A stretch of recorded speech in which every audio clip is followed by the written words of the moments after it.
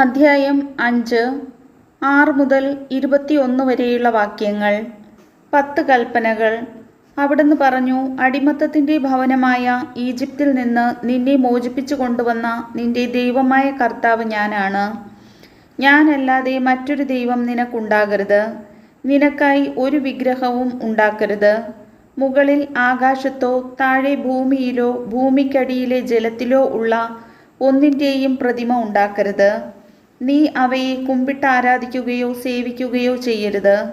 എന്തെന്നാൽ നിന്റെ ദൈവവും കർത്താവുമായ ഞാൻ എന്നെ വെറുക്കുന്നവരുടെ 3 4 തലമുറകൾ വരെയുള്ള മക്കളെ അവരുടെ പിതാക്കന്മാരുടെ തിന്മ മൂലം ശിക്ഷിക്കുന്ന അസഹിഷ്ണുവായ ദൈവമാണ്.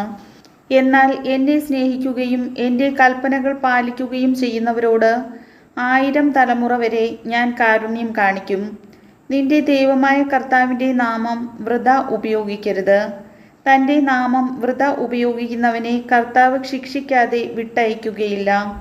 നിന്റെ ദൈവമായ കർത്താവ് കൽപ്പിച്ചതുപോലെ സാബത്ത് ആചരിക്കുക, വിശുദ്ധമായി കൊണ്ടാടുക.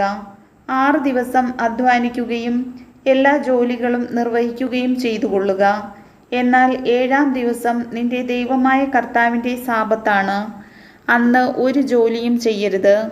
നീയും നിന്റെ മകനോ മകളോ ദാസനോ ദാസിയോ കാളയോ കഴുതയോ മൃഗങ്ങളിലേതെങ്കിലുമോ നിന്റെ പട്ടണത്തിലുള്ള പരദേശിയോ ഒരു ജോലിയും ചെയ്യരുത്.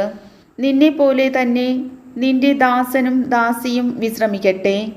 നീ ഈജിപ്തിൽ ദാസനായിരുന്നുവെന്നും നിന്റെ ദൈവമായ കർത്താവ് തൻ്റെ കരുത്തുറ്റ കരം നീട്ടി അവിടെ നിന്ന് നിന്നെ മോചിപ്പിച്ചു കൊണ്ടുവന്നുവെന്നും ഓർമ്മിക്കുക.